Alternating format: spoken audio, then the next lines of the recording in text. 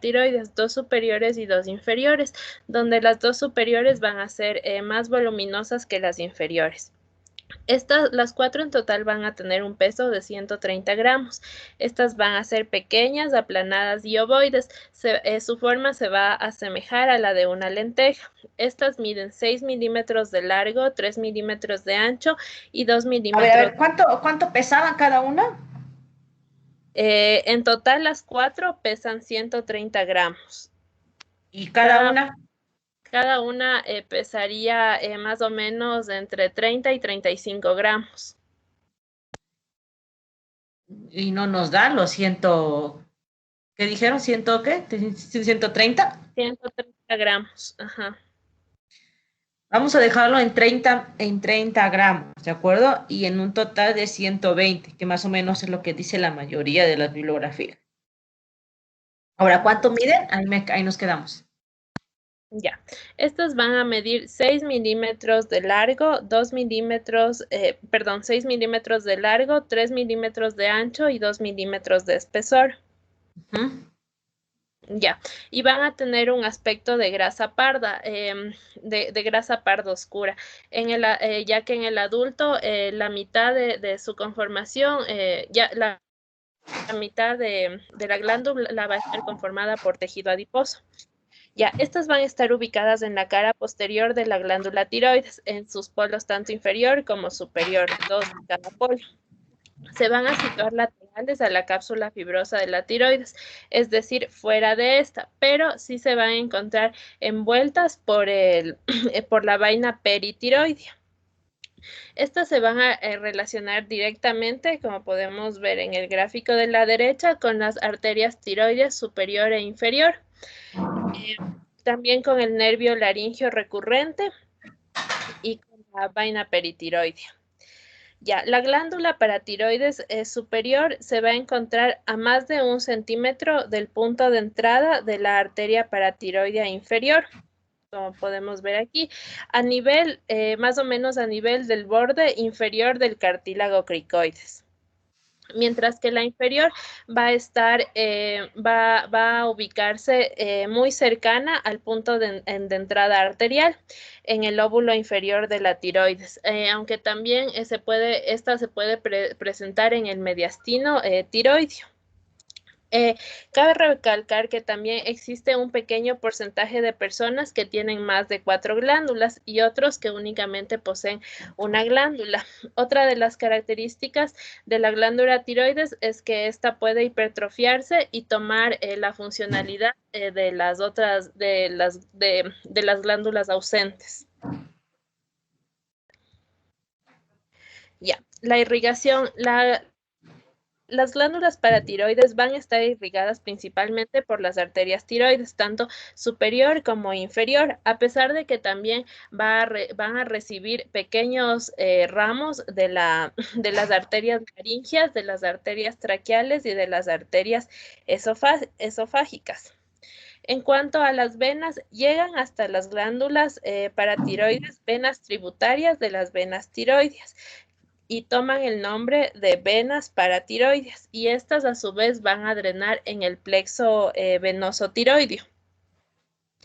Ya, en cuanto a los vasos linfáticos de la paratiroides, estos van a drenar en los mismos de la glándula tiroides, es decir, en los nódulos linfáticos cervicales profundos y en los paratraqueales. La inervación, la principal inervación van a recibir de los ramos tiroideos, de los ganglios simpáticos cervicales y también ramas del nervio laringio recurrente, principalmente para las glándulas paratiroides inferior, como se puede observar aquí.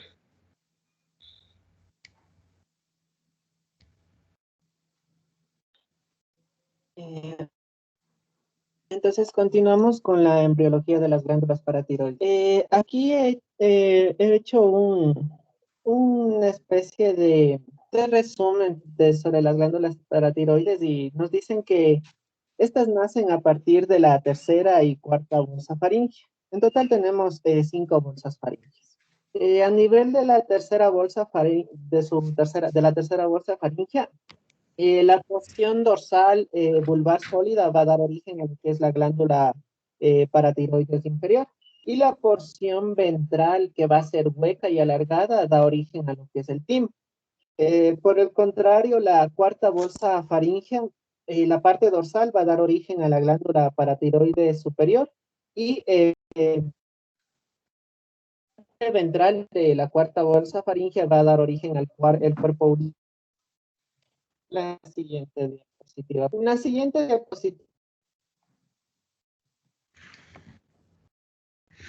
Un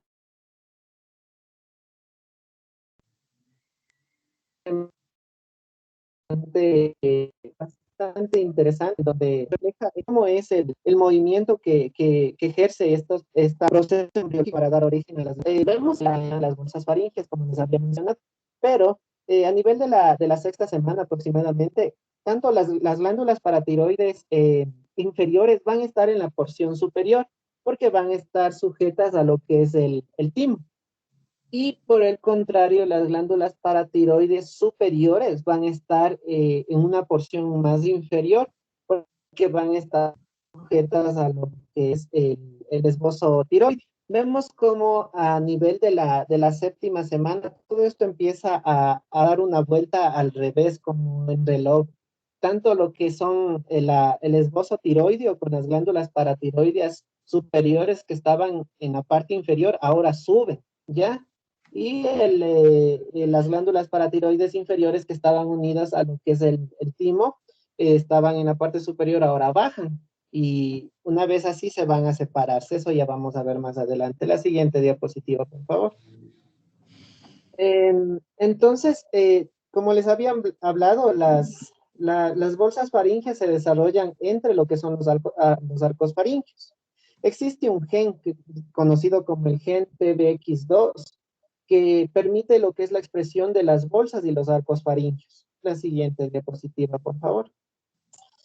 Entonces, hablando específicamente ya de la tercera bolsa faríngea, lo que sucede es que esta se expande y se desarrolla una parte vulvar dorsal sólida y una parte hueca ventral alargada. Estas van a estar conectadas con lo que es la faringe, que va a quedar reducida a un conducto estrecho que después degenera. Hacia aproximadamente la sexta semana, entonces, el epitelio de cada parte vulvar dorsal de la bolsa va a comenzar a diferenciarse. Se diferencia en lo que es la glándula paratiroides inferior y por ende el epitelio de las porciones ventrales alargadas de la bolsa proliferan y obliteran sus cavidades y permite que se unan estas porciones en el plano medio y forman lo que son el timo, como les había explicado. Entonces, ahora ya tenemos el timo y la glándula paratiroides inferior y estas pierden su conexión con la faringe cuando tanto lo que es el encéfalo y sus estructuras que van a estar asociadas se expanden de forma rostral, mientras que las estructuras cardíacas y la faringe viajan en dirección caudal. Por ende, al final, las glándulas paratiroides superiores se separan del timo y quedan localizadas en la superficie dorsal de la glándula tiroides. Asimismo, la siguiente diapositiva, por favor. Tenemos unas vías de señalización que es conocido como la vía de señalización del factor de crecimiento fibroblástico. Estos van a actuar a través del sustrato 2 del factor de crecimiento fibroblástico conocido como FRS. Estos van a estar implicados en el desarrollo de estos dos órganos que les había hablado, el timo y la glándula paratiroides inferior. Hablando de la cuarta bolsa faríngea, esta va a formar una parte vulvar dorsal y ventral alargada, igual que la tercera bolsa faríngea. Igual presenta una conexión con la faringe que va a quedar reducida a un conducto estrecho luego que degenere. Hacia la sexta semana, cada parte dorsal se va a transformar en una glándula paratiroides superior que van a estar localizadas en la superficie dorsal de la glándula tiroides. Ya que estas glándulas paratiroides inferior se acompañan a lo que es el timo, estas van a adoptar una posición más inferior que las procedentes de las cuartas bolsas faríngeas, como habíamos visto en la imagen. La siguiente diapositiva, por favor. Hablando de la histogénesis de estas glándulas, el epitelio de las partes dorsal de la tercera y también de la cuarta bolsa faríngea proliferan hacia la quinta semana y van a formar lo que son pequeños nódulos que van a estar ubicados en el extremo de cada bolsa, el extremo dorsal de cada bolsa. Asimismo, se da la formación de lo que es el mesénquima vascular que crece hacia estos nódulos.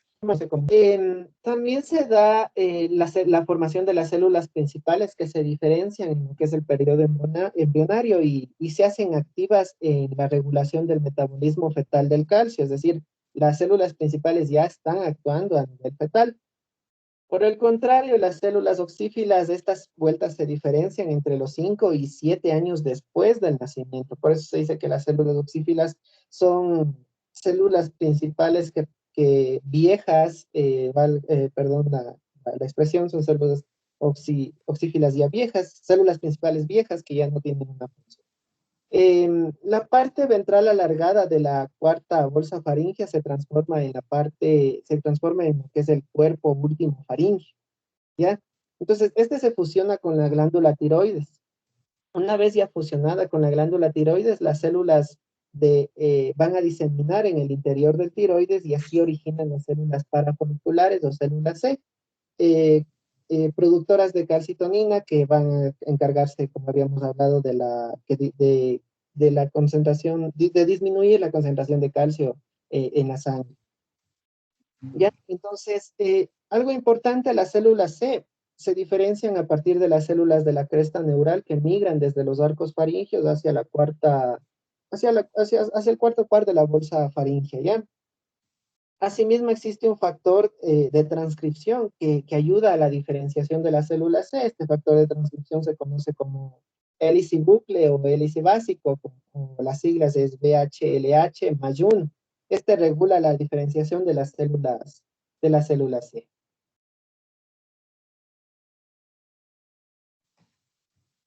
Existen asimismo anomalías, las siguientes diapositivas, por favor. Entonces, existen anomalías, unas anomalías principales que se van a dar en embriología de las glándulas paratiroides y son tres principalmente. El síndrome de Di-George, que su característica es que es ausencia de timo y de glándulas paratiroides.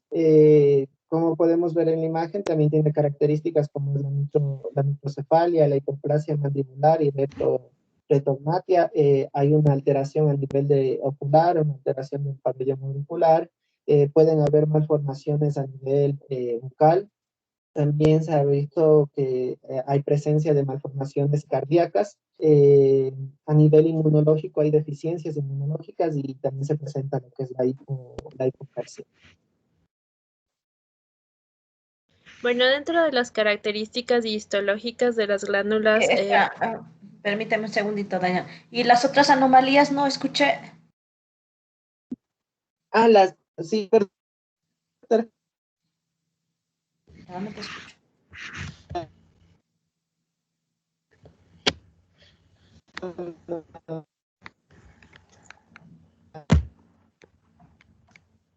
No te escucho nada, Jonathan. no se te entiende, Jonah. No, se escucha como un ruido nada más.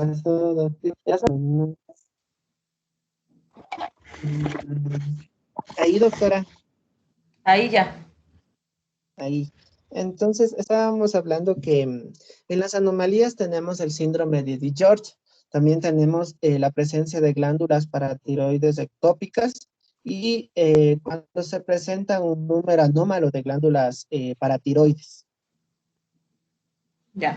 Mientras en toda esa migración que muy bien les acaba de explicar Jonathan ahorita, en toda esa migración puede quedarse algún tipo de células y pueden ocasionar una glándula ectópica. Sobre todo, las que causan más ectopia son la tercera al descender, ¿de acuerdo?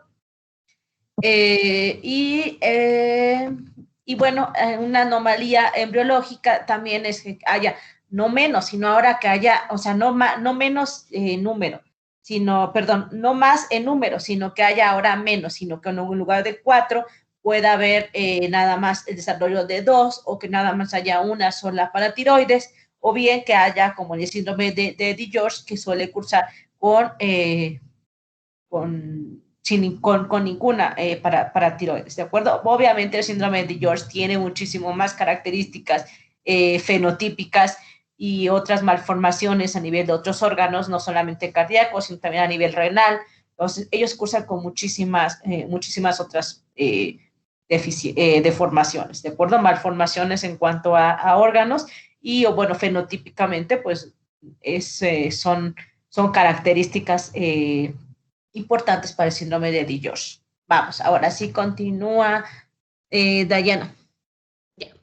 Dentro de las características histológicas de las glándulas tiroides, perdón, vamos a tener que las glándulas paratiroides van a estar rodeadas por una cápsula de tejido conectivo, desde donde van a formar tabiques hacia la profundidad, pero estos tabiques no van a formar lobulillos, es decir, no van a subdividir a la glándula, más bien va a actuar como un tejido de sostén para toda la célula, al igual que las células del parénquima que se van a ordenar como cordones anastomosados y estos van a estar rodeados por los tabiques del tejido conectivo. Cada una de estas células va a estar rodeada por una red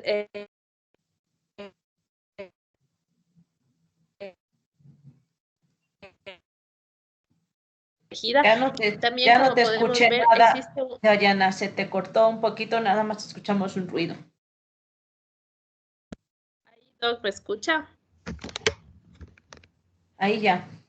Ya, entonces voy a repetir la parte de histología. Entonces, tenemos que histológicamente la célula va a estar rodeada tanto por tejido conectivo como células parenquimatosas que van a formar como un tipo de tejido de sostén para toda la célula. El tejido conectivo va a formar finos tabiques hacia la profundidad, pero no va a formar verdaderos lobulillos, es decir, no va a segmentar a la glándula.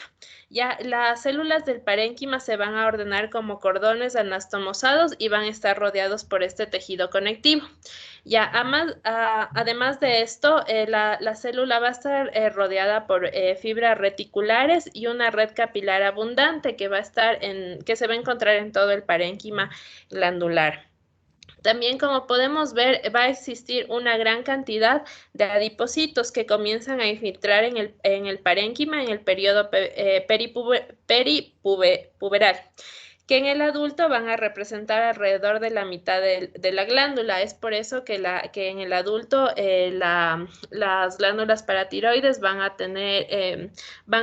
aparecer grasa parda de color oscuro. Ya, dentro de las glándulas paratiroides del adulto se van a encontrar dos tipos principales de células parenquimatosas, que son las células principales y las células oxífilas, como podemos ver acá en un corte de la paratiroides. Y estas a su vez van a estar unidas mediante desmosomas.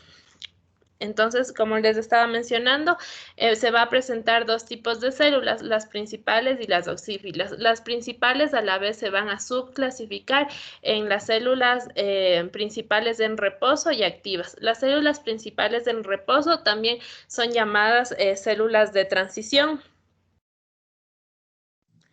Bueno, entonces las células principales se van a encontrar en número mucho mayor, son pequeñas, poseen un núcleo central redondo y claro y un citoplasma muy claro y algo acidófilo. Mediante microscopía electrónica se distinguen dos tipos de células, como ya les mencioné, las células en reposo y las células activas. Ya, la célula principal en reposo va a contener escaso retículo endoplasmático rugoso y un pequeño aparato de Golgi. Además de esto, va a tener pocas vesículas de secreción electrodensas. Y esta va a estar a la vez limitada por una membrana. Estas vesículas secretoras van a estar conteniendo el polipéptido, que en este caso es la hormona paratiroidea. También van a contar con gran cantidad de glucógeno. Ahora, las células principales activas. Estas tienen un retículo endoplasmático rugoso más voluminoso, a la vez que el aparato de Golgi se va a presentar de mayor tamaño, y también existen más vesículas de secreción, por lo que estas van a estar constantemente en exocitosis y activas para la hormona paratiroidea. Aquí va a ser muy escasa la cantidad de glucógeno. En los adultos sanos, sin anormalidades de ningún tipo, específicamente del metabolismo del calcio, la mayoría de las células van a estar en fase de reposo. Ya, también las células principales van a tener receptores sensores de calcio, que es el KSR. Estos receptores sensores del calcio son superficiales y van a registrar la concentración del calcio extracelular, es decir, estos van a ser los encargados de decirle a la glándula cuándo cuándo disminuir la secreción de PTH y cuándo aumentarla. Ya, es por eso que si se incrementa el contenido sérico de iones de calcio, se va a inhibir la secreción de PTH por parte de la glándula paratiroidea.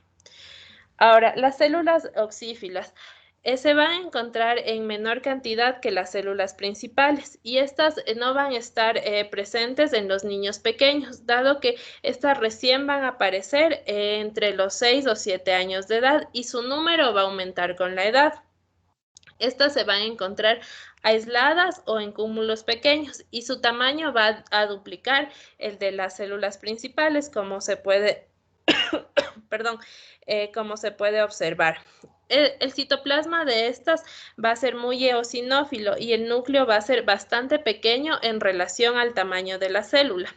También observamos la gran cantidad de mitocondrias, mientras que el resto de los organelos aparecen en escaso número. Como se puede observar, el aparato de Golgi es del mismo tamaño de la célula principal en reposo. Esta no va a presentar ningún tipo de gránulo de secreción, por lo que se desconoce aún su función dentro de la glándula paratiroides. Pero la gran cantidad de mitocondria hace dudar de que represente una forma de estadio degenerativo de células principales, ya que ciertas bibliografías proponen que es un estado degenerativo de las células principales. Ya. Cabe recalcar que la glándula paratiroides va a desempeñar un papel fundamental en el mantenimiento de la concentración normal de calcio en los líquidos y en los tejidos del organismo, y va a estar reguladas por las células principales.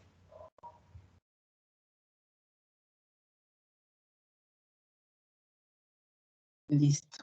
Entonces pasamos a hablar sobre la fisiología de la hormona paratiroidea. Como sabemos, la hormona paratiroidea va a estar inmersa tanto en la fisiología del metabolismo del calcio, en el metabolismo del fosfato, en la formación del hueso y de los dientes, así también como la regulación de la vitamina D. La hormona paratiroidea o PTH, junto con la calcitonina, van a estar en unos procesos íntimamente relacionados. Hablando de la sinopsis de la regulación del calcio y el fosfato en el líquido extracelular y el plasma, el calcio en el líquido extracelular normal es de aproximadamente 9.4 miligramos sobre decilitro. Y es importante esta medida porque la vamos a ir utilizando durante toda la exposición. Esto equivale a 2.4 milimol por litro. En sí, el calcio desempeña un papel clave en muchos procesos fisiológicos. Por ejemplo, interviene en la contracción del músculo esquelético, cardíaco, liso. Interviene también en la coagulación de la sangre y en la transmisión de los impulsos nerviosos, que este es bastante importante. Por ende, las células excitables, como por ejemplo las neuronas, son muy sensibles a las modificaciones de las concentraciones de iones calcio. De manera que, por ejemplo, el aumento por encima del valor normal, conocido como hipercalcemia, va a provocar una depresión progresiva del sistema nervioso. Por el contrario, cuando existe una disminución de la concentración de calcio, conocido como hipocalcemia, causa excitación del sistema nervioso. La siguiente diapositiva, por favor. Aquí tenemos una imagen. una imagen en donde nos muestra la cantidad de calcio en el plasma y el líquido intersticial. Y es que solo el 0,1% del calcio está en el líquido extracelular. El 1% va a estar en el líquido intracelular y el resto va a estar en los huesos, y, al igual que el fosfato. Por eso se dice que los huesos son los grandes reservorios tanto de calcio como de fosfato. En la imagen de la izquierda, en esa como pastelito, tenemos que el calcio a nivel del plasmático va a estar conformado 50% por calcio ionizado, equivalente a 1,2 milimol por litro. Y es importante este calcio ionizado porque es el que nos va a ayudar a las funciones que ejerce el calcio en el cuerpo, como las contracciones musculares. Existe otra cantidad de calcio que va a estar unido a complejos con aniones, por ejemplo, el fosfato, un 9%, que representa el 0,2 milimol por litro. Y un 41% que es el calcio unido a proteínas, 1 milimol por litro. Y es importante que este calcio unido a proteínas, al estar unido a las proteínas, le impide que salga a nivel de los vasos sanguíneos, no sale, no escapa de los capilares, se podría decir. ¿Cómo a qué proteína se une, Jonathan? ¿Por qué proteínas se unen a...? ¿Cómo a qué proteínas? ¿Con qué proteína se une?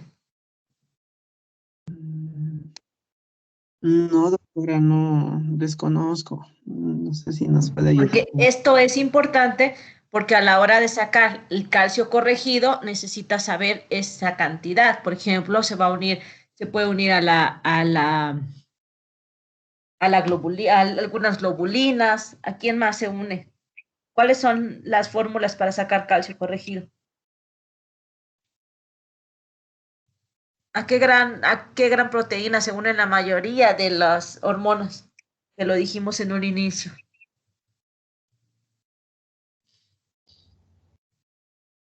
A la albúmina. ¿No se acuerdan que cuando hablamos de la introducción dijimos que se unían algunas, viajaban unidas a proteínas?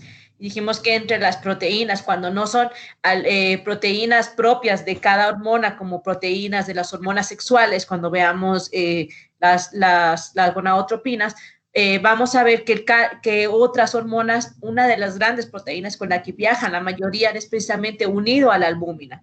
Pues cuando veamos la fórmula de calcio corregido, que nos lo van a mencionar un poquito más adelante, me imagino, entonces vamos a ver que necesitamos la cantidad de albúmina para entonces corregir el calcio y sacar un calcio lo más parecido al calcio total. El calcio que nos van a reportar siempre en todos los exámenes de laboratorio es un calcio total, pero para ustedes saber un calcio total fideligno, tienen que corregir ese calcio que les da el laboratorio. Hay varias fórmulas para corregir el calcio, ¿de acuerdo? Y una de esas, para saber, necesitamos siempre la albúmina, que es una de las grandes proteínas a las que se une el calcio, ¿de acuerdo?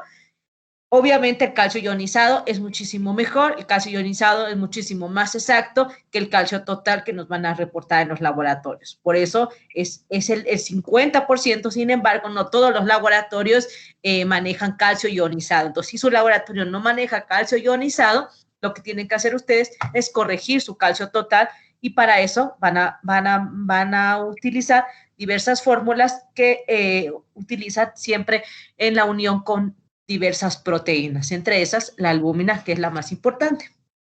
Vamos, continúa, Jonathan. Listo. Pasamos a la siguiente diapositiva, por favor. Vamos a hablar también sobre el fosfato inorgánico que va a estar presente en el líquido extracelular. La cantidad media total en sí de fosfato inorgánico va a ser de aproximadamente 4 miligramos sobre decilitro, varía entre unos límites normales. Pero ya acabamos con el calcio. No todavía, doctor, es que iba a hablar tanto calcio y fosfato como... ¿Al mismo tiempo? Ya. Listo. Entonces, existe una cantidad de calcio de 3 a 4 miligramos sobre decilitro en los adultos y de 4 a 5 miligramos sobre decilitro en los niños. Asimismo, entre los efectos fisiológicos extraóseos de las concentraciones alteradas de calcio y fosfato en los líquidos corporales, Las elevaciones o descensos ligeros de calcio iónico en el líquido extracelular provocan con frecuencia unos efectos fisiológicos inmediatos. Por el contrario, cuando existe una disminución de las cantidades de fosfato, esto va a demorarse en presentarse efectos, ¿ya?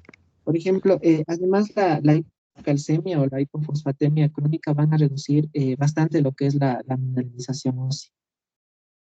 En la hipocalcemia, esta va a producir, como les había mencionado, una excitación del sistema nervioso y asimismo la conocida tetania, ya que la concentración sanguínea normal que habíamos hablado era de 9.4 miligramos por decilitro. Cuando existe el fenómeno de hipocalcemia, este va a aumentar lo que es la permeabilidad de la membrana al sodio y por ende permite un inicio rápido de los potenciales de acción.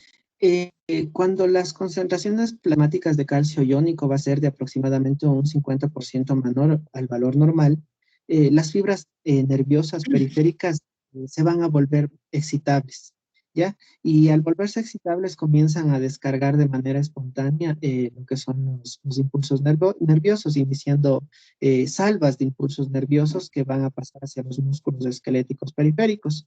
Y esto lleva a que provoquen contracciones musculares tetánicas, eh, como podemos ver en la imagen. También se le ha relacionado con que la cantidad de disminución del calcio también son causantes de las convulsiones por su opción de aumento de la excitabilidad cerebral. Hablando de la hipercalcemia, esta reduce la actividad del sistema nervioso y del músculo, es decir, cuando aumentan los valores de calcio a nivel plasmático, el tejido nervioso se debilita y las actividades reflejas del sistema nervioso central se van a volver más torpes, más lentas, y este aumento de la concentración de calcio iónico disminuye lo que es el intervalo QT. También esta disminución, este aumento, perdón, de las cantidades de calcio va a causar estreñimiento y pérdida de apetito. Esto se debe porque existe una disminución de la contractilidad de las paredes musculares del tubo digestivo. La siguiente diapositiva, por favor. Pasamos a hablar sobre la absorción y excreción de calcio y fosfato y específicamente de la absorción intestinal y excreción fecal de calcio y fosfato. Entonces, en condiciones normales, los cationes divalentes, como los del calcio, se absorben mal en el intestino. Y es aquí donde llega la ayuda que desde la vitamina D, quien facilita la absorción de calcio en el intestino. Por el contrario, el fosfato, la absorción a nivel intestinal es súper fácil, súper rápida, y por ende este se absorbe en su totalidad. En la excreción renal de calcio y fosfato, el 10%, es decir, 100 miligramos al día del calcio ingerido, se va a eliminarse con la orina. Y alrededor del 41% de calcio del plasma que está unido a proteínas plasmáticas y por tanto no se filtra a través de los capilares glomerulares. El resto va a estar combinado con aniones, como les había hablado, el fosfato en un 9% y el calcio ionizado en el 50%. Estos sí se filtran por los glomérulos hacia los túbulos renales. Entonces, una vez en los túbulos se reabsorbe el 99% del calcio filtrado y cada día se van a eliminarse alrededor de 100 miligramos de cantidades de calcio con la orina. Cerca del 90% del calcio filtrado glomerular se absorbe en los túbulos proximales, en las asas de Henle y en la porción inicial de los túbulos distales. También se absorbe en las zonas finales de los túbulos distales y en las iniciales, de los túbulos colectores. La reabsorción del 10% restante es muy selectiva y depende de la concentración del ion calcio que va a estar ubicado en la sangre. La siguiente diapositiva, por favor. Ya, cuando la concentración disminuye, la reabsorción va a ser intensa, de manera que apenas se va a perderse calcio por la orina y esto lleva a que incluso pequeños incrementos de las concentraciones sanguíneas de calcio iónico van a provocar un gran aumento de lo que es la excreción del ion. Por ende, el principal mecanismo de control de la reabsorción de calcio en las porciones distales de las neuronas y que por tanto estas van a regular la tasa de excreción se lo debe a la PTH. Cuando la concentración de fosfato a nivel del plasma, por el contrario, va a ser menor a un valor crítico de aproximadamente 1 milimol por litro, se absorbe todo el fosfato que va a estar filtrado en el filtrado glomerular y no se pierde nada de fosfato con orina. Por eso la PTH favorece en gran medida lo que es la excreción de fosfato por los riñones, desempeñando de esta manera un papel importante en lo que es el control de las concentraciones plasmáticas de fosfato y también del calcio. La siguiente diapositiva, por favor. En sí, la hormona paratiroidea, como les Espérame, ¿ya había dicho, acabamos con el calcio? sí, doctora, no. ¿Y en el hueso? Del Porque en el hueso, hueso hay dos intercambios. sí voy a ir Explica. hablando de eso más adelante. No, pero a ver, no se confundan, vayan hablando de todo primero, o sea, todo calcio, acabo calcio, PTH, porque si no, si vas metiendo calcio, fósforo, ahora vas a ir metiendo PTH, todo va por separado, y ahí vas explicando las absorciones de cada uno. ¿Qué pasa con el calcio? A ver, pasa a tu grafiquita anterior, porque ahí nos tenías que haber explicado todo. Pasa a 2 diapositivas anteriores. Ahí nos tienes que explicar todo, en ese dibujo que tienes. Aquí le explico todo del calcio, ¿no? Todo lo que tiene que ver con el calcio. Ok, Ese es entonces, tu diagrama de la regulación del calcio. ¿Qué pasa con el hueso? Ya explicaste en cuanto al intestino, en cuanto al riñón, pero ¿qué pasa con el calcio, con el hueso? ¿Qué pasa con el intercambio? ya, entonces, básicamente, la hormona paratiroidea va a movilizar la resorción de calcio y fosfato en el hueso, eso ya sabíamos. Entonces, todo esto se da por dos fases. Una fase rápida de movilización de calcio y fosfato en el hueso, conocido como la osteólisis. En sí, la hormona paratiroidea va a provocar la liberación de las sales del hueso de dos zonas, como es la matriz ósea de la vecindad de los osteocitos del interior del hueso y la vecindad de los osteoclastos a lo largo de la superficie del hueso. Y la otra fase va a ser la fase lenta de la resorción ósea y liberación de fosfato cálcico, que se conoce como la activación de los osteoclastos. Aquí la PTH va a activar los osteoclastos, pero algo importante que hay que resaltar aquí es que los osteoclastos no tienen receptores de membrana para el PTH. Sin embargo, la PTH activa en los osteoclastos una señal secundaria que es el RANKL y se une con el receptor RANK de las células proteoclásticas, permitiendo lo que es la formación de los osteoclastos, es decir, estos van a estar encargados de la absorción, de engullir el hueso durante un periodo de semanas a meses. Entonces, cuando hay un exceso de PTH Pero a ver. El RANKL juega la función más la PTH. Tú estás hablando del calcio y el hueso. Ya dijiste que hay un intercambio rápido que funciona del calcio, que ese prácticamente entra y sale rapidísimo. ¿En qué parte del hueso actúa? Hay dos partes en las que se va a dividir, por así decirlo, el hueso. Que hay una fracción que... El sistema de membranas osteocíticas. No, fracciones del hueso, fracciones en cuanto al calcio. En el hueso va a haber dos tipos de fracciones. Una fracción intercambiable, que es en donde va a jugar acción el intercambio rápido del calcio, que prácticamente va a entrar y va a salir. Estos 500 miligramos que van a entrar, lo mismo van a salir. Estos juegan acción en la fracción intercambiable del hueso. Ahora, ¿qué hacen en la fase estable, en la fracción estable del hueso, adentro del hueso, en la fracción estable? ¿Qué acciones juega el calcio ahí? La fase lenta. ¿Qué hace la fase lenta? Del calcio. No me metas a la PTH todavía. Estamos hablando del calcio solamente.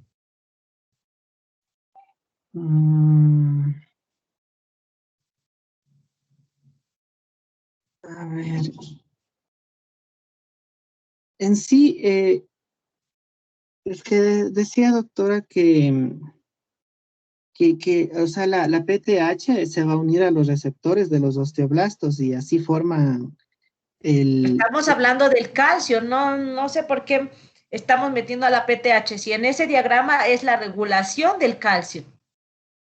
Estamos hablando solamente del calcio. Ahorita vamos a ir a la PTH. Pero ahí, en ese diagrama que tú nos pusiste, nos tienes que explicar la regulación del calcio.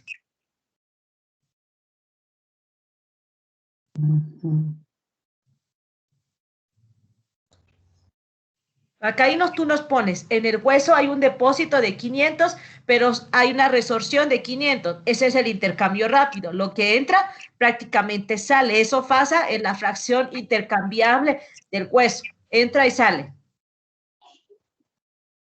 Pero si no, el hueso no se quedaría con nada de calcio.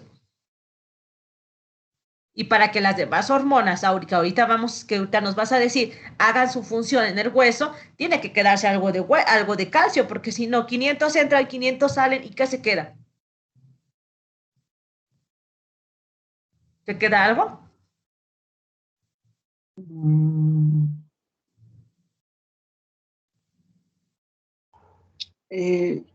Sí queda una cantidad, doctora, porque es según la necesidad de calcio que va a haber a nivel de líquido extracelular. ¿Pero cuánto? Si ahí tú no estás poniendo que deposita 500 y hay una resorción de 500.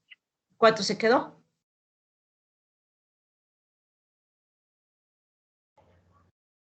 Hasta donde las matemáticas no me fallan. Si entra 500 y sale 500, se quedó 0.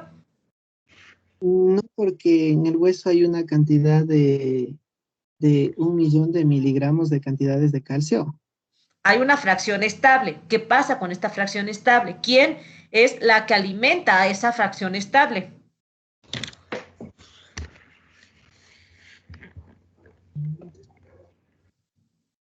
Porque esta fracción que tú nos acabas de decir de entrar y salir, esa es la fracción intercambiable. Entra, sale y no se queda, y prácticamente no se queda nada.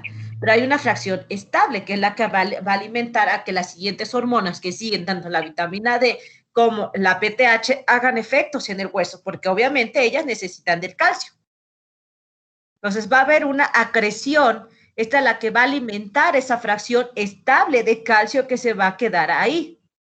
Y lo que se va a llevar a cabo como resorción, eso es prácticamente tanto alimentado por la fracción, por el depósito rápido, como también por una pequeña parte de esa acreción, de esa fracción estable que va a entrar a hueso, que también se va a eliminar va a eliminarse una pequeña cantidad de ese calcio que entró como una acreción. O sea, son dos vías por las que entra calcio al hueso. Tanto este intercambio rápido que tiene en su gráfica Jonathan aquí, como también hay otro intercambio que se llama acreción, que también entra calcio al hueso, y esa es la fracción que se queda estable en hueso. Porque si no, si viéramos ahí, pues bueno, entró y salió y no se quedó de hueso nada. Y de hueso tiene que quedarse calcio, sino la PTH y la vitamina D necesitan del calcio para funcionar. Vamos, a la vitamina D, sí, creo que seguía, ¿no, Jonathan? Sí, a la hormona paratiroidea estamos, doctora. Perdón, PTH. Listo. Listo. Entonces, aquí vamos a hablar también sobre la anatomía fisiológica de las glándulas paratiroides, en donde su tamaño va a ser de 6 milímetros de longitud, 3 milímetros de anchura y 2 milímetros de espesor. Como aquí ya habíamos hablado, entonces el color de la glándula... Ya, vayámonos ya a la pura fisiología, ya todo eso ya nos lo mencionó Dayana. Ok, la siguiente, por favor. Entonces, se decía también pasemos a la química, ya. En sí, en la química de la PTH, esta se va a sintetizar a nivel de los ribosomas en forma de una preprohormona. Esta va a ser una cadena polipeptídica de 110 aminoácidos. Posterior, esta preprohormona se va a dividirse y se convierte en una prohormona de 90 aminoácidos, que posterior se va a formarse la hormona propiamente dicha de 84 aminoácidos que van a estar ubicadas en el retículo endoplasmático y el aparato de Golgi. Estas una vez ya formadas se empaquetan en los gránulos secretores en el citoplasma de las células. También se logró o se aisló de las glándulas paratiroides un compuesto más pequeño de 34 aminoácidos que fueron contiguos en el terminal de la molécula de la PTH. Este aminoácido de 34 aminoácidos muestra una actividad plena de PTH. Y es importante porque estos fragmentos permanecen en la sangre durante horas. Por el contrario, la PTH solo permanece minutos. La siguiente diapositiva, por favor. Entonces, aquí vamos a hablar sobre el efecto de la hormona paratiroidea sobre las concentraciones de calcio y fosfato en el líquido extracelular. La PTH consiste en provocar la resorción de calcio y fosfato del hueso. Un efecto rápido de la PTH consiste en reducir la excreción de calcio por los riñones. Entonces, aquí nos dirigimos a esta imagen en donde se realiza lo que es una infusión de hormona paratiroidea.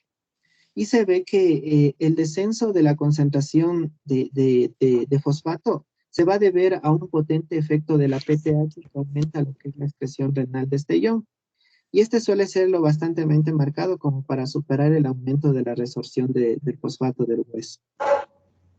Por el contrario, pues, ni bien se da la infusión de la hormona paratiroidea, los niveles de calcio aumentan en su pico a las 4 horas. Es porque esta hormona paratiroidea provoca la resorción de calcio a nivel óseo. La siguiente diapositiva, por favor. A ver, entonces, hasta ahí, bueno, no, espera, no me avances, ahí, en ese cuadro que nos acabas de decir, entonces quiere decir que si hay un aumento de PTH, entonces va a aumentar el calcio. Y disminuye el fosfato, ¿no? Y va a disminuir el fosfato. Entonces vayan teniendo esto en consideración, porque después les pongo a relacionar, por ejemplo, un aumento en PTH que me va a causar en calcio, fosfato y magnesio, por ejemplo. Entonces, vayan considerando todo esto. Un aumento de la PTH me va a aumentar un aumento de calcio y el fósforo va a disminuir. ¿Por qué 4 horas? Porque, bueno, ya dijimos que su vida media suele ser corta. Entonces, si ustedes se fijan, ya a las 4 horas prácticamente ya el efecto sobre el calcio y el fosfato ya cada vez es menor y van tomando más la normalidad. Entonces, es siempre un aumento de la PTH causa una hipercalcemia y una hipofosfatemia. ¿Verdad, Jonathan? Así, doctor. Listo, avanzamos. Vayan anotando esto, ¿eh? Conste que es pregunta de examen. Aquí vamos a hablar también sobre la hormona paratiroidea que se encarga de la movilización de la resorción de calcio y fosfato en el hueso. Entonces aquí les iba a explicar esta imagen que podemos ver, donde se muestra lo que es la resorción ósea por parte de los osteoclastos.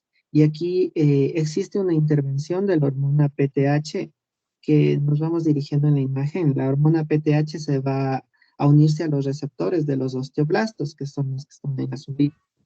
Y estos van a activar lo que es el receptor para el ligando B del factor nuclear K, o conocido como RANKL.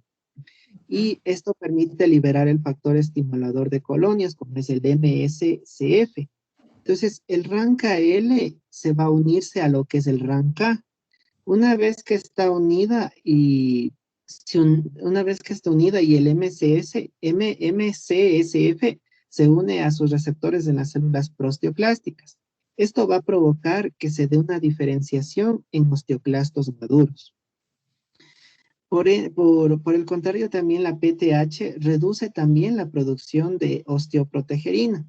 La osteoprotegerina va a ser quien inhiba la diferenciación de los proteosteoclastos en osteoclastos maduros mediante la unión del RANKL.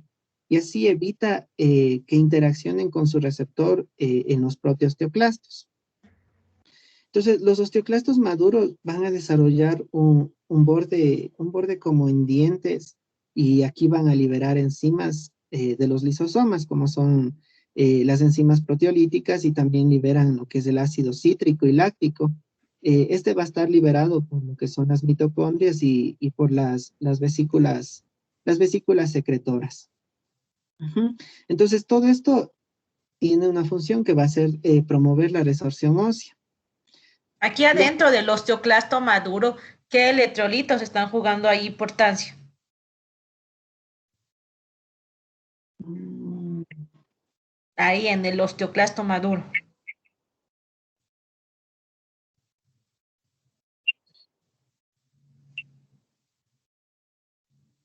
El hidrógeno, Los hidrogeniones, ¿qué más? mm,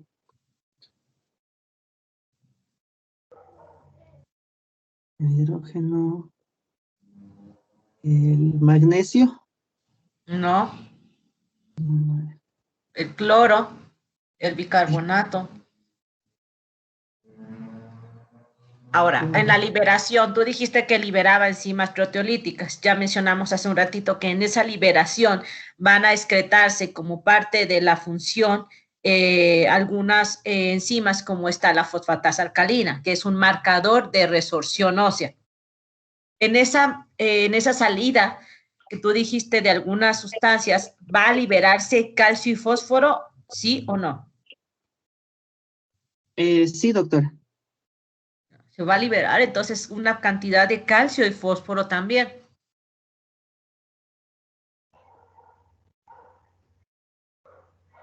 Que va a ir allá como parte de la degradación ósea. Vamos, continúa, Jonathan. Listo, doc. Aquí les hablé de la fase rápida y de la fase lenta. Les vuelvo a repetir, doc. No, ya no se los, ya. ¿Sí les quedó claro lo de la fase rápida y la fase lenta o se los repite?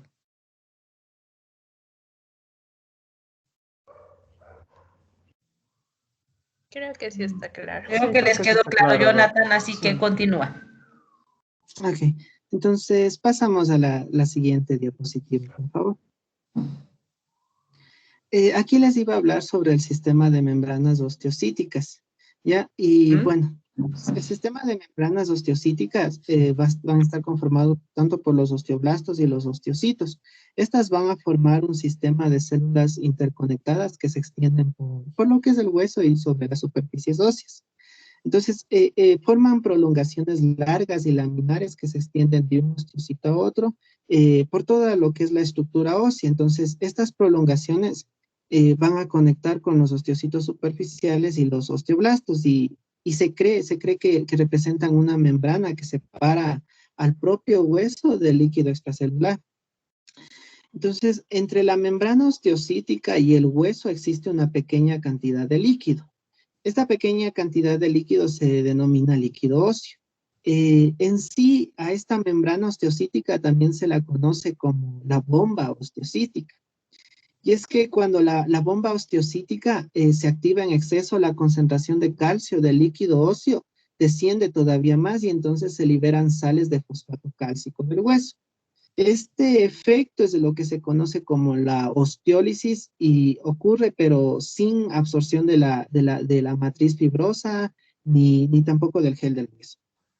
Cuando la bomba se inactiva, la concentración de calcio del líquido óseo aumenta y las sales de fosfato cálcico se depositan de nuevo en la matriz. Ahora, ¿dónde juega el papel la PTH o qué función tiene? Y respondiendo a este interrogante, las membranas celulares de los osteoblastos y los osteocitos tienen proteínas receptoras que se unen a la PTH. Entonces, la PTH puede provocar una activación enérgica de lo que es la bomba de calcio, provocando así la rápida extracción de los cristales de fosfato cálcico asociados a los cristales de hueso amorfo situados en la vecindad de estas células. Por ende, se cree que la PTH estimula a esta bomba a través del aumento de la permeabilidad al calcio del lado del líquido óseo de la membrana osteocítica, lo que permite que los iones calcio difundan al interior de las células de esta membrana de líquido óseo.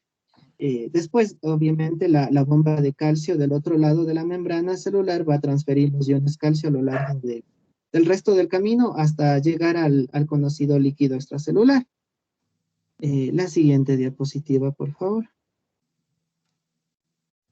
Entonces, la hormona paratiroidea reduce la excreción renal de calcio y aumenta la excreción renal de fosfato. Aquí se van a absorber diferentes iones. En sí, la absorción se va a dar de calcio, hidrógeno y magnesio y la excreción de iones como el fósforo y el potasio. La mayor resorción de calcio va a tener lugar en la parte final de lo que son los túbulos distales y en los túbulos colectores. Y también va a estar en la parte proximal de los conductos colectores. Se dice también que puede haber una contribución menor de las ramas ascendentes de las danzas de Henle. Y aquí entonces es importante resaltar que de no ser por el efecto de la PTH sobre los riñones, para aumentar la resorción de calcio, la eliminación continua de este elemento por la orina conllevaría a la desaparición completa del calcio óseo y del calcio del líquido extracelular, entonces se iría todo el calcio por la orina. Entonces vemos un efecto importante de la PTH sobre los riñones. La hormona paratiroidea incrementa lo que es la absorción intestinal del calcio y el fosfato, y esto lo hace mediante fomenta la formación de 1,25 hidroxicolecalciferol a partir de la vitamina D en los riñones. Otra de las funciones de cómo logra esto es mediante el monofosfato de adenosina cíclico que interviene en el efecto de la hormona paratiroide. Esto se da porque la concentración de AMP cíclico aumenta en los osteocitos y en los osteoclastos. Por ende, este AMP cíclico puede ser el responsable de las funciones de la secreción de enzimas y de ácidos en los osteoclastos, y así provoca lo que es la resorción ósea y la formación de 1,25 dihidroxicolecalciferol en los riñones. La siguiente diapositiva, por favor. Esto que les saqué, perdón, vuelve a la anterior un poquito. Esto que les acaba de decir Jonathan tiene gran importancia, porque cuando veamos que el riñón hay una insuficiencia renal, vamos a ver gran repercusión en los niveles de PTH, como de calcio, como de fósforo, precisamente porque el riñón juega un papel muy importante en el metabolismo, bueno, en la regulación de la PTH junto con la regulación de la vitamina D, y obviamente estas dos van a regular al nivel de calcio y fósforo que vamos a encontrar en sangre. Entonces, una de las principales causas de hiperparatiroidismo es precisamente la insuficiencia renal, porque al no haber ya este mecanismo al mecanismo renal ya no funcionar, entonces obviamente vamos a tener una repercusión en un aumento de la PTH, porque ya no hay quien secrete o quien nivele las acciones de la PTH, y vamos a encontrar también unos niveles muy bajos de vitamina D, porque ya no va a haber su cambio de vitamina D, ¿de acuerdo? Entonces siempre tengan en consideración este pedacito, porque cuando lleguemos a hiperparatiroidismo nos va a servir este diagrama para entender el hiperparatiroidismo, sobre todo a nivel secundario. Sigue, Jonathan. Listo. La siguiente diapositiva, por favor. Aquí vamos a ver cómo la concentración de iones calcio produce un control en la secreción paratiroide. Y es que cuando el calcio extracelular está aumentado, la glándula paratiroides disminuye su función. Por el contrario, cuando el calcio extracelular va a estar disminuido, las glándulas paratiroides se van a hipertrofiarse, van a crecer un tamaño 5 veces mayor, y por ende cuando van a estar más grandes van a secretar más cantidad de hormona. Entonces, la glándula paratiroides aumenta mucho el tamaño en el raquitismo. Eso hablamos en causas ya más, ¿cómo te diré? Más tardías, ¿no? Lo que acabas de decir. Sí, tengo una estimulación por muchos años de calcio bajo o alto, es lo que me va a ocasionar lo que acabas de mencionar. Listo. Entonces, la glándula paratiroides, cuando aumenta mucho de su tamaño, va a ser, por ejemplo, en el raquitismo, en donde las cantidades de calcio no es que van a estar disminuidas gran cantidad, sino mínimamente disminuidas, y aún así ya estas glándulas aumentan su tamaño. También se da en el embarazo y la lactancia. A ver, ¿qué me dijiste del raquitismo? No te entendí bien. Lo que las glándulas paratiroides van a aumentar su tamaño, es decir, se van a hacer más grandes, porque en el raquitismo los niveles de calcio van a estar mínimamente bajos, pero aún así la glándula paratiroides aumenta su tamaño. A ver, o sea, tú me estás diciendo que en el raquitismo hay un aumento de las paratiroides. Aumento del tamaño porque el calcio está un O sea, que poquito bajo. hay un hiperparatiroidismo. Sí, Doc, eso lo leí en No, la fisiología de Guyton. no hay un hiperparatiroidismo en el raquitismo. ¿Qué es el raquitismo? Mm, O sea, en Guyton decía, Doc, que si disminuía las cantidades de Por calcio eso, iba. ¿qué es el raquitismo? ¿Cuál es la Esta va definición a ser, de raquitismo? o sea, esta va a ser una enfermedad producida por la falta de calcio y fósforo, Doc. ¿Que Y es proviene de qué? eh, por falta de vitamina D en cantidades extremas y prolongadas. ¿Solo de vitamina D? Mm,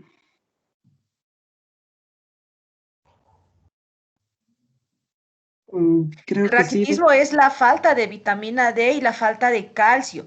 Obviamente, al no tener vitamina D y calcio, los huesos se emblandecen, por decirlo así, y por eso surgen esas deformaciones. Obviamente, si yo manejo niveles muy bajos de vitamina D, porque el raquitismo principalmente es en la infancia, niveles bajos de vitamina D y de calcio. Obviamente, si un niño desde los 5 años por alimentación deficiente maneja concentraciones bajas tanto de vitamina D como de calcio, obviamente va a desarrollar un raquitismo. Va a llegar a los 35, 40 años, obviamente ya va a haber una consecuencia en la PTH, pero no es porque el raquitismo causa inmediatamente un efecto en la PTH. A largo plazo sí, pero no es que un hiperparatiroidismo me vaya a causar un raquitismo, Mm, ok, sino el raquitismo y la definición de raquitismo es falta de calcio y vitamina D por mala alimentación.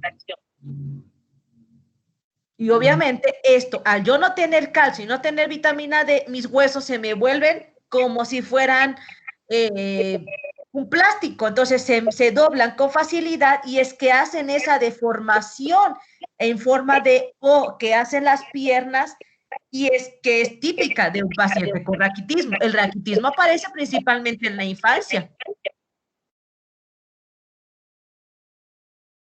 Entonces, obviamente, si esto lo mantengo por 30 años, sí puedo tener por consecuencia, por tener niveles muy bajos de calcio, sí puedo tener una consecuencia en las paratiroides, pero no es que de inicio, por culpa de las paratiroides, yo tengo el raquitismo. No, el raquitismo es por la falta de vitamina D y de calcio, obviamente por la vía alimentaria. Esto se da en los países extremadamente pobres o los pacientes que tienen una mala ingesta de calcio.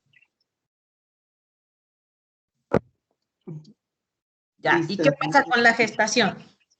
Ajá, entonces decía también que en el embarazo y la lactancia, debido a que el calcio que se utiliza para la formación de leche va a provocar que la glándula paratiroides aumente su tamaño y por ende trabaje más, ¿Y qué nos está diciendo con eso de que trabaje más? que aumente mayores cantidades de PTH y por ende aumente la reabsorción de calcio desde los huesos, es decir, va a sacar el calcio de los huesos para ayudar a la formación de leche. ¿Y qué pasa si saca el calcio? Posterior a las madres en la etapa ya adulta van a tener problemas, por ejemplo, Son adultas las mamás. perdón, Tú me estás diciendo que ya en la fase adulta va a desarrollar problemas. Yo creo que, o sea, la utilización del calcio del hueso para la formación de la leche con el tiempo va a producir problemas a nivel óseo en las madres. No es más adelante, en el momento. Sí es cierto lo que tú acabas de decir. Durante la gestación, obviamente no solamente para formar la leche, sino para algunos mecanismos bioquímicos que va a estar haciendo el bebé, te va a estar jalando el calcio. Entonces, le va a jalar el calcio a la madre, esto durante la gestación. Y bueno, la lactancia, para la producción de leche, obviamente necesito calcio y también se me va a estar yendo calcio por la lactancia. Ahora, ¿qué le va a pasar a la madre? La madre se descalcifica y muchas mujeres en la gestación llegan a tener fracturas o bien se les empieza a caer los dientes, se les empieza a caer el cabello, o pueden tener una fractura de algún hueso estando embarazadas, porque es tanto la descalcificación que el bebé está chupando el hueso, por decirlo así, que la mujer se queda descalcificada. No lo voy a ver después, lo puedo ver durante el embarazo, que es algo inmediato. Obviamente, en las pacientes con descalcificación durante la lactancia, lo vemos principalmente en las mujeres, sobre todo que lactan por gran tiempo. Ahí la mujer se descalcifica. Ahora, ¿qué hacemos para que la mujer no sufra estas alteraciones ni tanto a la gestación ni durante la lactancia? Lo que hacemos es dar un aporte de calcio y por eso la mujer embarazada y la mujer que está lactando tiene que recibir un aporte de este electrolito. Y por eso es que las vitaminas maternas que se dan en el embarazo tienen tanto ácido fólico como también niveles de calcio, de fósforo y de magnesio en una cantidad importante. Pues estos son los dos momentos importantes en los que se debe incrementar la ingesta de calcio. Si no se incrementa tanto por la dieta, entonces la tengo que incrementar con vitaminas. Por eso es que toda la mujer embarazada toma vitaminas durante todo el embarazo. La próxima vez que vayan a la farmacia, agarren las vitaminas maternas y vean qué es lo que tiene. La mayoría tiene ácido fólico, calcio, fósforo y magnesio, que es lo que pierde durante la gestación, lo que le quita al bebé para que el bebé pueda empezar a desarrollar sus funciones. Y obviamente la lactancia, que también se van estos electrolitos, ya no el ácido fólico, pero sí se va el calcio y el fósforo para que el niño se esté alimentando. Una mujer que da de lactar, hay mujeres que dan de lactar hasta los niños de 5 años. Obviamente, imagínense cómo está ese hueso si la mujer no está recibiendo un aporte extra de calcio.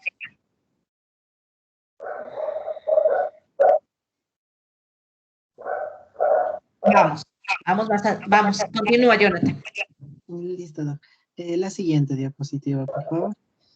Aquí vamos a revisar las causas por las cuales puede existir una menor función de la PTH.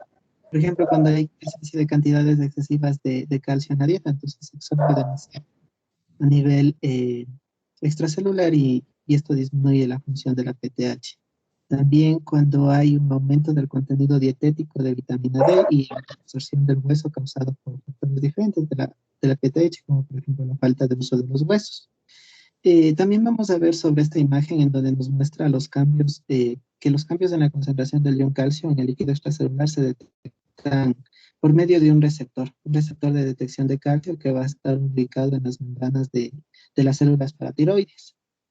El receptor de calcio es un receptor que va a estar acoplado a lo que es la proteína G, que cuando es estimulado por iones calcio va a activar lo que es la fosfolipasa C.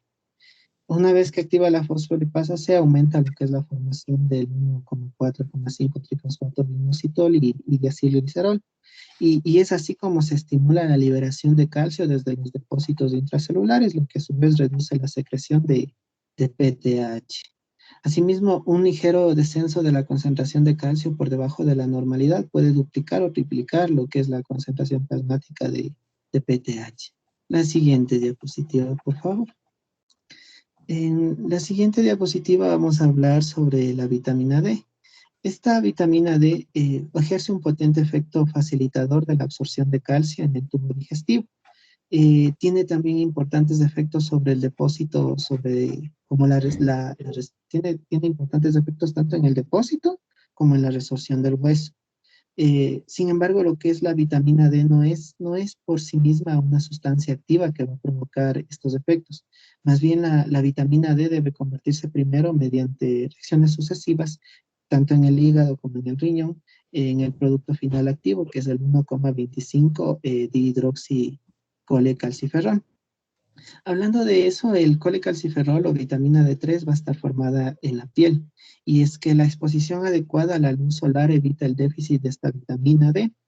Eh, Otros compuestos también de vitamina D se van a ingerir con la comida y van a ser idénticos a lo que es el colecalciferol, que va a estar formada en la piel. Existe un mecanismo, asimismo, de retroalimentación que regula con precisión la concentración de 25-hidroxicolecalciferol en lo que es el plasma. Este alto grado de control por retroalimentación va a evitarnos que exista una actividad excesiva de vitamina D cuando la ingesta o cuando comemos en exceso de vitamina D. Entonces esto va a hacer que no se altere.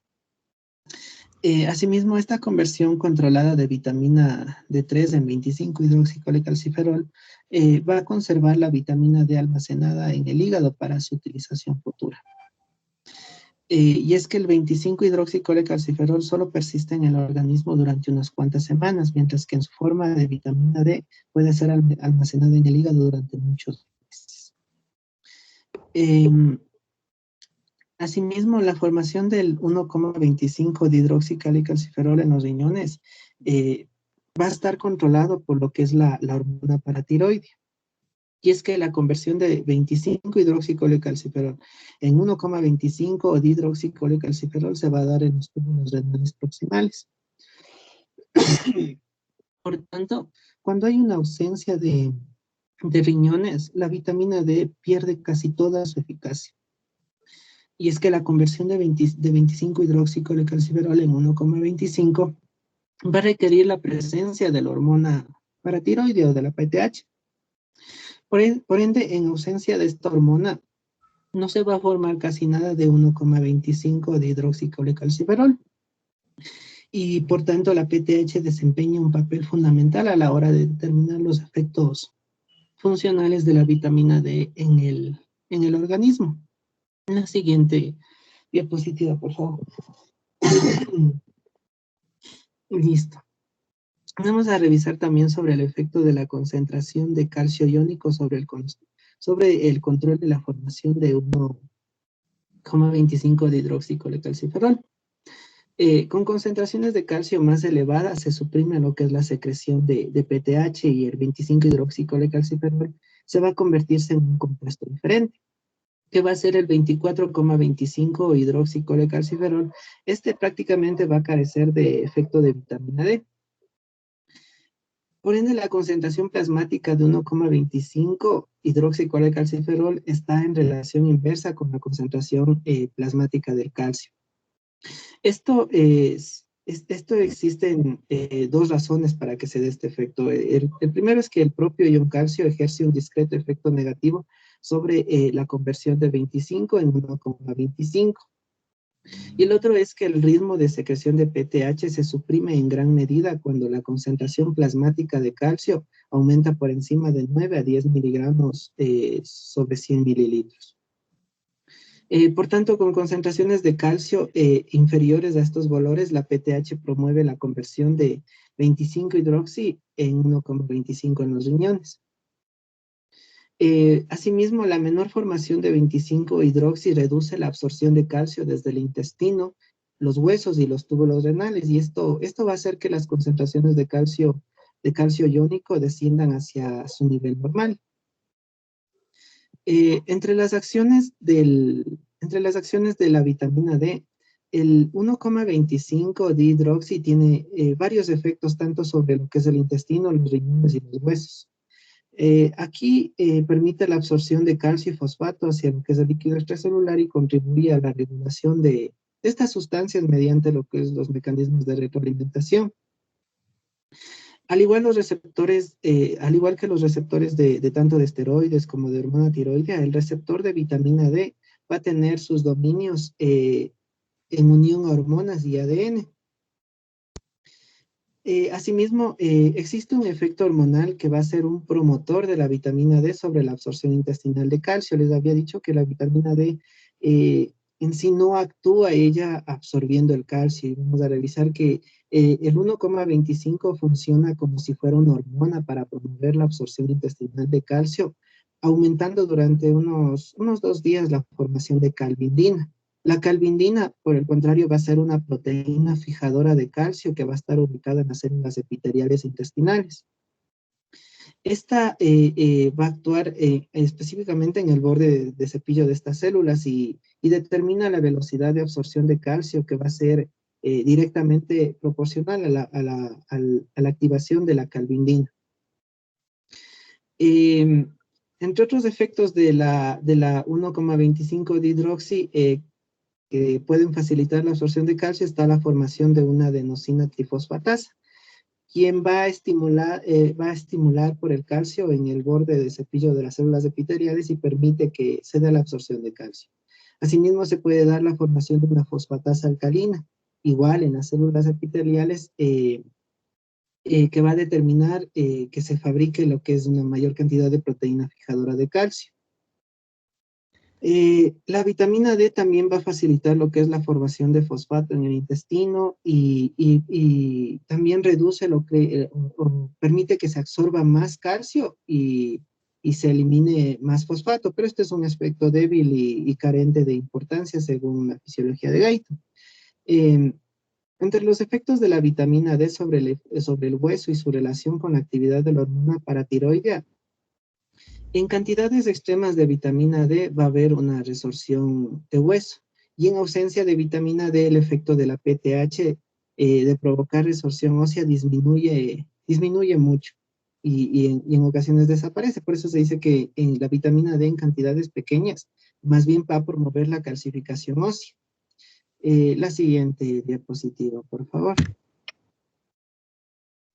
Y bueno, para recordar entre los efectos principales de la PTH, vamos a decir que la PTH estimula la resorción ósea para provocar la liberación de calcio hacia el líquido extracelular. Asimismo, la PTH aumenta la resorción de calcio y reduce la reabsorción de fosfato en los túbulos renales. Esto conduce a una disminución de la excreción de calcio y a un aumento de la eliminación de fosfato. También la PTH es necesaria para la conversión de 25-hidroxicolecalciferol en 1,25-hidroxicolecalciferol, lo que a su vez aumenta la absorción de calcio en el intestino. Todas estas acciones en conjunto proporcionan un medio poderoso que va a regular la concentración de calcio en el líquido extracelular. Y eso sería todo, doctora. Porque aquí también juega un papel la calcitonina. Ah, sí, y la calcitonina, que va a ser una hormona peptídica que va a estar secretada por las glándulas tiroides. Esta en sí tiende a reducir las concentraciones plasmáticas de calcio y los efectos en sí se oponen a la PTH. En sí, desde el punto de vista cuantitativo, el papel que desempeña la calcitonina va a ser mucho menor que la de la PTH, hablando de la regulación de las concentraciones de iones calcio. Bien, entonces, vamos a resumir todo esto que acaba de decir Jonathan. Entonces, la PTH, ¿su efecto sobre el intestino tiene efecto sobre el intestino directo o no? Directamente.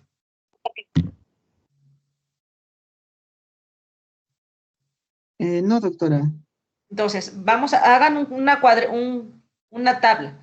De un lado, en una columna van a poner hormona.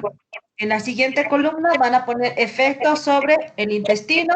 En la siguiente columna sobre el riñón. Y en la siguiente columna sobre el hueso. Aquí van a tener 4 columnas y 4 líneas. ¿De acuerdo? Hagan una tabla así. 4 columnas, 4 líneas.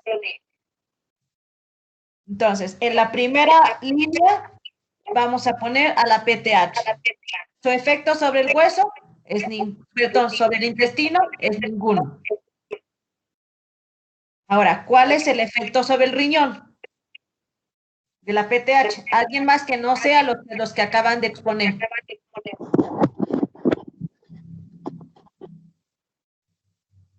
¿Cuál es el efecto de la PTH sobre el riñón? Aumento de la reabsorción de calcio, Doc, y aumento de la excreción de fosfato. A ver, sí, va a estimular la resorción de calcio y va a inhibir que este calcio, va a inhibir la resorción del potasio, ¿de acuerdo? Estimula la resorción y inhibe a que se libera, a que se pierda el fosfato. Ahora, ¿quién habló? Luis. ¿Cuál es el efecto de la PTH sobre el hueso?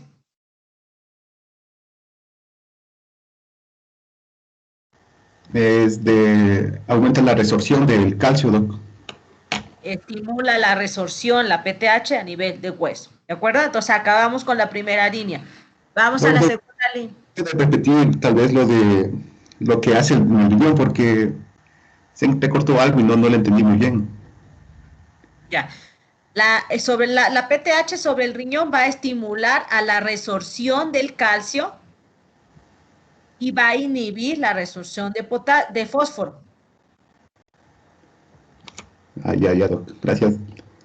Ya, ahora la vitamina D, que es la segunda línea. Vamos, el efecto sobre el intestino. Alguien más que no sea Luis ni ninguno de los que acaba de exponer. Yesenia. Yesenia Elizabeth.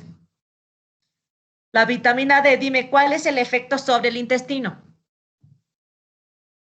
Sí, Doc, esta aumenta la reabsorción, estimula la reabsorción de calcio en el intestino. ¿Solo de calcio?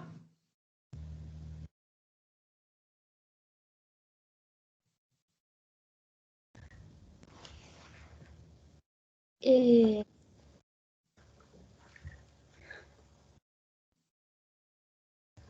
también activa la calvidina.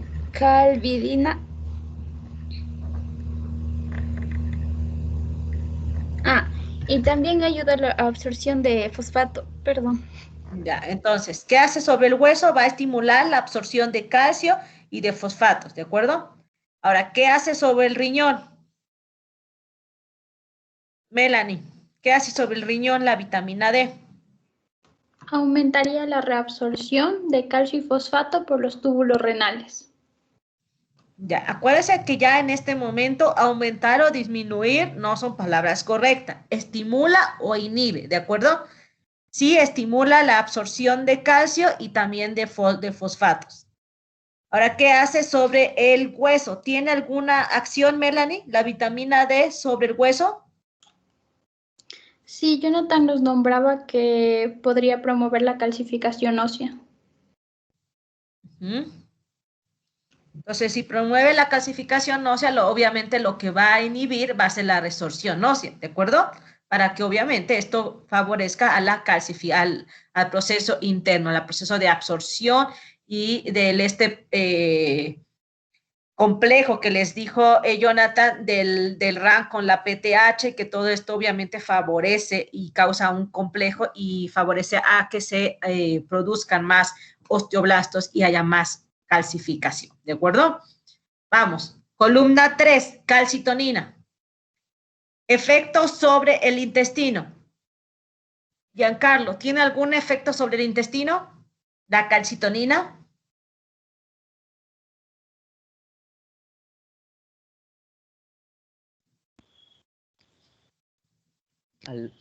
Doc, ¿me escucha? Sí, ya te escucho. ¿Tiene algún efecto la calcitonina sobre el intestino? Lo que va a hacer es que inhiba el calcio. ¿En el intestino? Sí.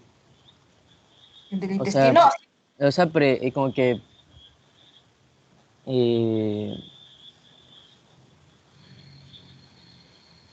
Jonathan, ¿estás de acuerdo con Giancarlo? No, Doc, no, o no sea, actúa a nivel de intestino. No, no tiene ningún efecto la calcitonina a nivel intestinal. Ninguno. El efecto lo tienes sobre ahorita lo que vamos a ver. Ahora, ¿qué acción tiene tú mismo, Giancarlos, la calcitonina sobre el riñón? Sobre el Ahora, riñón, ahí sí les dijo Jonathan. o sea, aumenta el calcio absorbente en el riñón.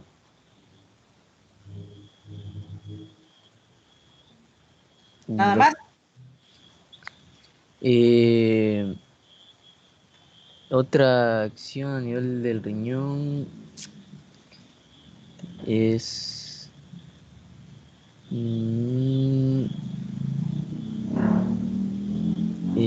o sea, solo sobre el riñón, Doc. Solo sobre el O, riñón. mm,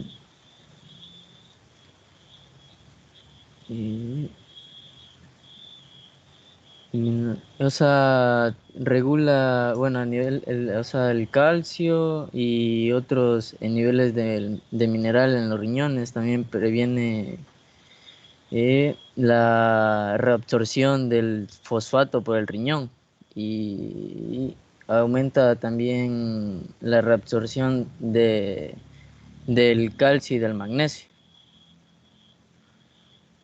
A ver, ahí ya no entendí. Entonces, primero me dijiste que aumentaba y ahora me dices que inhibe la resorción. Entonces, por fin, ¿qué? O ¿Inhibe o sea, aumenta? aumenta la reabsorción del, o sea, del riñón. A ver, no. eh, Ahí te estás confundiendo. no. Perdón, inhibe, llevando así a la excreción de lo que sería del calcio por la vía de la orina. A ver, entonces va a inhibir la Ajá, resorción sí, tanto de inhibe, calcio como de fosfatos. Ya. sí. ¿Qué hace sobre el hueso? ¿Alguien más que no sea ninguno de los que acaba de participar? Paul, ¿qué hace sobre el hueso? La calcitonina. Doc, ¿me escucha? Sí, sí, te escucho. Uy, espera un momento, por favor. Ya, Doc, perdón, estaba con unas cositas aquí en mi casa. ¿Qué fue la pregunta, Doc? No le pude escuchar. ¿Qué hace la calcitonina? ¿Cuál es su efecto sobre el hueso? A ver, bueno, la calcitonina va a reducir la actividad absortiva de los osteoclastos y también va a reducir la formación de los osteoclastos. A ver, ¿cómo no entendí eso? Doblemente los osteoclastos. Sí, o sea que va a reducir la actividad absortiva de los osteoclastos y también va a reducir la formación de estos. Ya, ¿y qué pasa? ¿Qué más hace en el hueso? Eh, Induce también de forma secundaria la actividad de los osteoblastos, Doc. Ya, y si pasa eso, entonces, ¿qué pasa con el calcio? Pues existe más depósito de este a nivel del hueso. Ya, entonces va a estimular el depósito de calcio a nivel de hueso. Ujú. Entonces, ¿quedó bien armada ya su tabla? Conste que de ahí van preguntas de examen, eso seguro. De ese cuadrito van a ir preguntas de examen, así que estúdienselo y apréndanselo casi que de memoria. ¿Alguna duda a que haya del tema de hoy?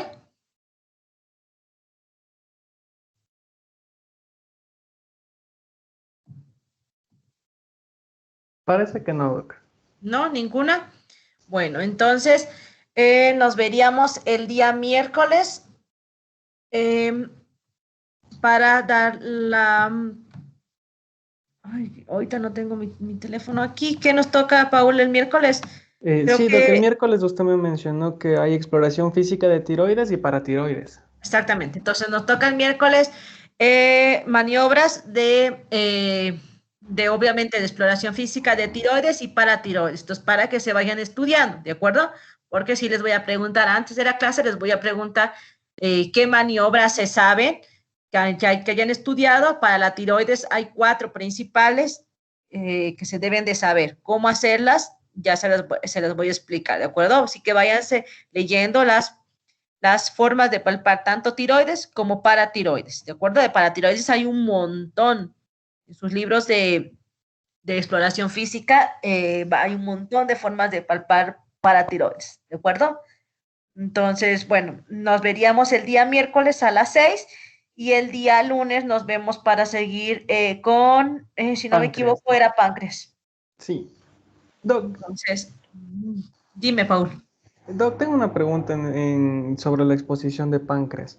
En la parte de fisiología, ¿debemos exponer también la parte de, o sea, fisiología de la parte exócrina de páncreas o solo nos concentramos en No, la parte endocrina? solamente concéntrense en la parte endocrina.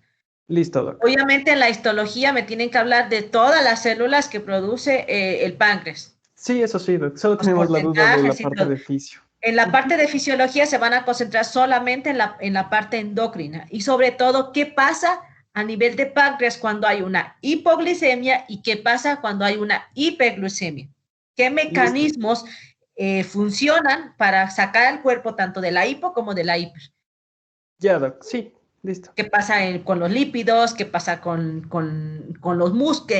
las proteínas? ¿Qué pasa en el músculo? Para sacar al cuerpo tanto de la hipo como de la hiper. ¿De acuerdo? Sí, Doc. Uh-huh. Sí, esa Pero es no, la solo la parte endocrina, la parte exócrina, la verdad, eso lo van a ver en gastro, no me interesa estudiar esa parte, Listo, ¿de acuerdo? Entonces, Bueno. sí, ya le enviamos las diapositivas, entonces, Doc. Ok, perfecto. Entonces nos veríamos, chicos, el día Doc, miércoles. disculpe, ¿Quién me habló? ¿algún libro que nos recomienda usted para poder estudiar acerca de lo que es las maniobras? Ay, ya les mando ahorita dos bibliografías, ¿de acuerdo? Ok, Doc, gracias. Bueno, Ya, Doc, muchísimas entonces gracias. nos vemos el miércoles. Hasta luego, chicos. ¿Quién no escuchó? Yo, Doc, ¿me escucha? Ya te escucho. Dime, Ya. Eugenio. Al hablar de lo que son glándulas suprarrenales, tenemos que abordar andrógenos también. Claro, en la glándula suprarrenal tienen que hablar, bueno, la anatomía, tanto, bueno, de toda la glándula suprarrenal. Ya cuando van a explicar embriología, ahí tienen que hablar tanto de la corteza como de la médula en general.